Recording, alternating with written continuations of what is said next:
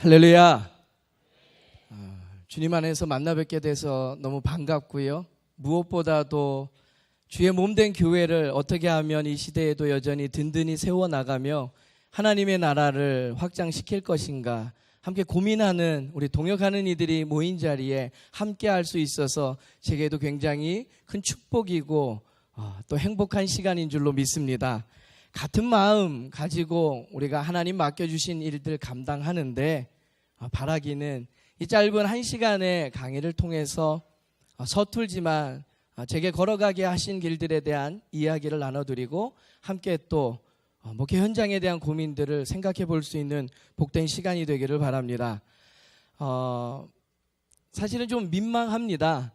이제 담임 3년차밖에 안 된 어린 목사가 이런 이야기를 앞에서 이끌어갈 수 있을까 강의 부탁을 받았을 때만 해도 제가 쓸 수 없는 자리라 생각했습니다. 그래도 다행인 것은 주변에 많은 분들이 제게 이야기를 좀 해주셨어요. 잘하고 있고 뭔가 풍성한 열매가 맺어졌기 때문이 아니라 그 걸음의 시도가 의미가 있다. 누군가 머뭇거리고 있는 이 시점에서 그 일을 치고 나가서 어쨌든 시작해서 뭔가 한 발 한 발 딛고 있는 것들에 대한 이야기를 들려준다면 고민하고 있는 목회 현장의 많은 동역자들에게 큰 위로가 되고 도움이 되지 않을까라는 이야기를 들려주셔서 감히 용기를 내서 이 시간 이 자리에 서 봤습니다. 이 시간에 제게 목표가 하나 있어요. 오늘 이 50분의 강의를 통해서 저를 어떻게 하나님께서 이끌어 주셨는지, 그리고 제가 속한 믿음의 공동체 반포교회가 어떻게 함께 이러한 길을 걸어가게 됐는지에 대한 그 과정의 이야기를 좀 전해드리려고 하고요. 그래서 이 50분의 시간을 통해서 D6라는 이 가정과 교회를 연계하는 우리가 목회 철학을 공유하고 있을 때에 어떻게 해야 될까 머뭇거리게 되고 주저하게 되는 분들에게 아주 작은 예를 들어서 그런 모양새를 가지고 나아가면 되겠구나라는 생각들을 함께 나누고자 합니다. 먼저는 저 개인적인 하나님께서 반포교회까지 부르시면서 세워주신 그 안에 가정과 교회를 왜 꿈꾸게 하셨는지에 대한 이야기를 조금 나누고요. 그리고 반포교회에 처한 상황과 환경에 대한 이야기를 나누고, 그래서 저와 반포교회의 만남을 통해서 이 시대 하나님께서 이 시점에 우리 믿음의 공동체를 어떻게 변화시키시고 또 함께 비전을 공유하고 살아가게 하셨는지에 대한 이야기를 조금 나눠보려고 합니다. 다음 세대를 향한 마음으로 하나님께서 저를 준비시켜 주셨습니다. 처음에 저에게 주셨던 발걸음은 청소년 사역자였습니다.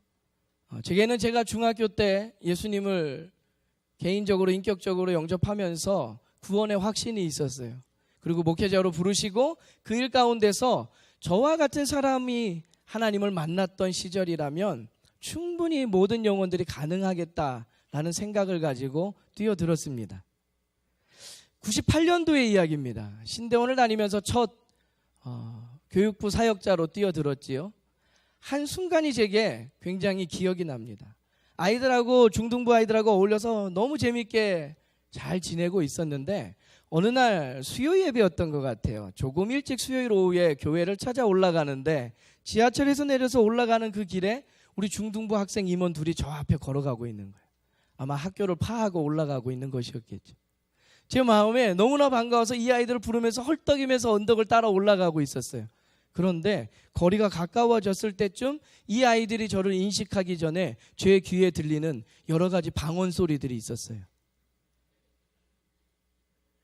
이 아이들이 주일에는 한 번도 하지 못했던 방언을 주중에 서로 이야기하면서 이들이 정말 엠마오로 가던 두 제자의 모습인가 생각이 들 만큼 호기심이 생겨서 뒤를 따라 걸어갔어요. 아이들이 발견하면 깜짝 놀라게 하고 환영 인사를 하려고. 그런데 전혀 이 두 아이의 이야기를 제가 알아들을 수가 없었어요. 차마 지금 이 현장에서도 제가 통역을 할 수 없을 만큼 삐 띠리리리리 엑스 삐리리리리 이 수식어를 빼고 나면 내용이 거의 남지가 않는 거예요. 충격이었어요. 주일에 제가 만났던 이 아이들의 대화에서는 전혀 찾아보지 못하는 환경을 주중에 마주한 거예요. 그리고 제가 기도했어요. 하나님, 제게 이 아이들과 함께 시간을 보낼 수 있는 환경을 열어주시면 이 아이들의 영혼을 위해서 최선을 다해 보겠습니다.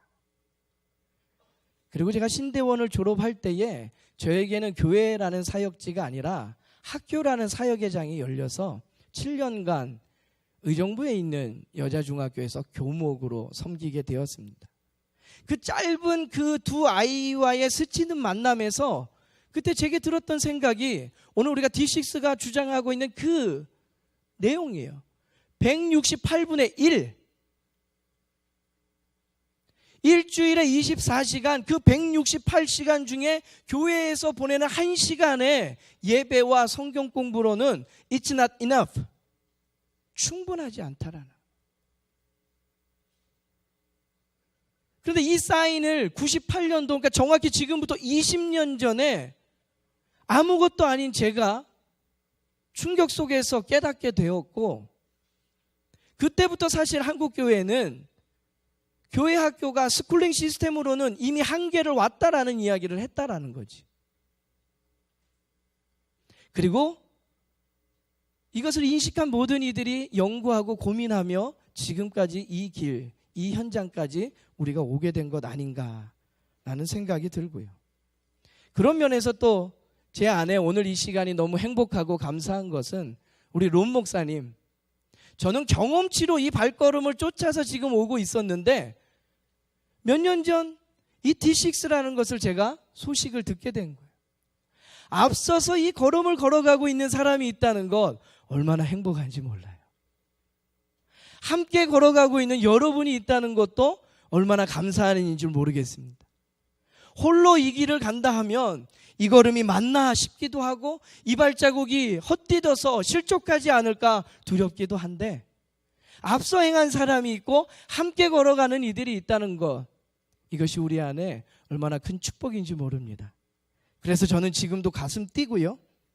그 시기를 보내면서 또 이 중학생 시절을 보내는 아이들이 시절이 가면서 청년이 되고 목회적 AS가 필요해서 청년 사역을 뛰어들게 되고 또 다음 세대를 전체를 총괄할 수 있는 귀한 직분과 자리를 주셔서 그 일을 감당하다가 반포교회 담임으로 부임하게 된 겁니다. 한 가지 더 말씀드리면 이 청년 사역과 다음 세대를 총괄하는 자리에 있으면서 제게 한 가지 더 교회와 가정을 연계해야 되는 선상에서 중요한 핵심을 하나 발견하게 하셨어요.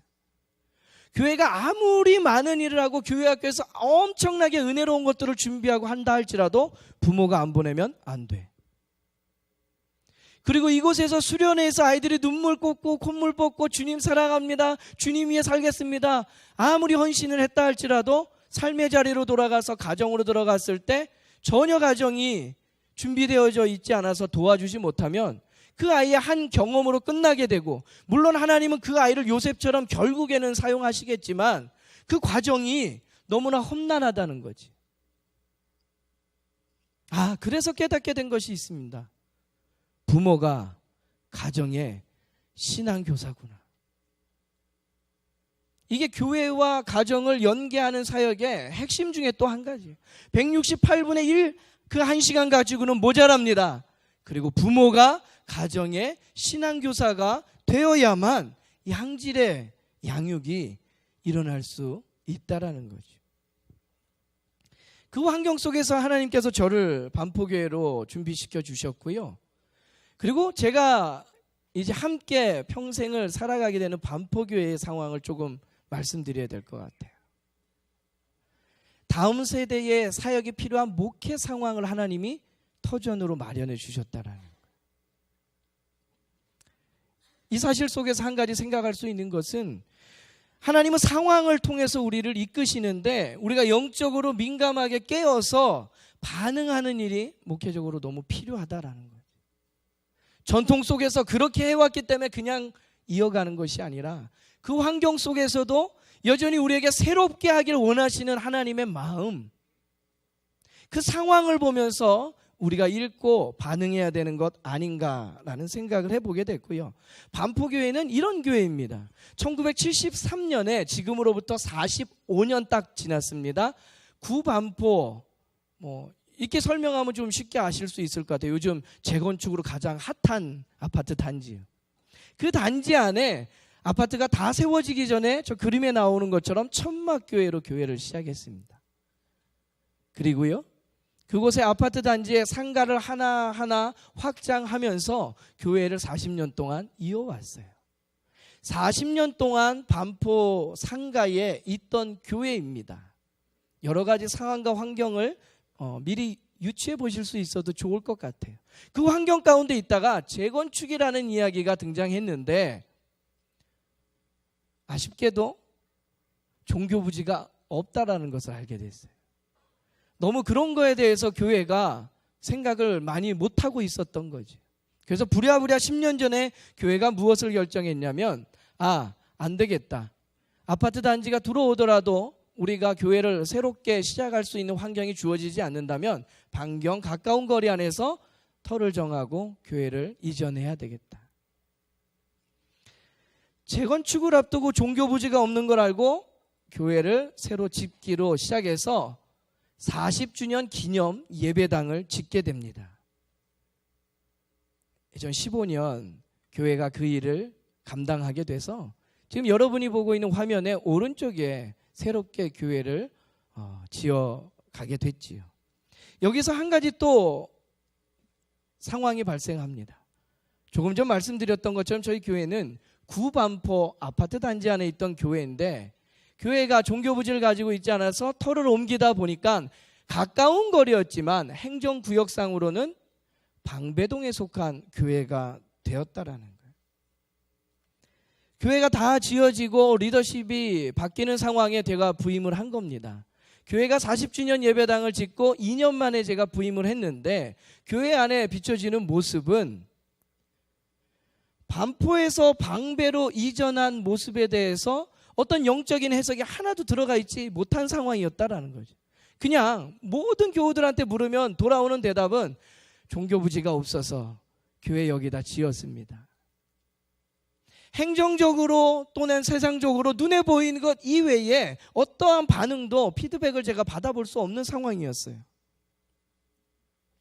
이 환경에서 교회는 변화를 마주하게 됩니다. 지역적으로 반포에서 방배로 바뀌게 되고요.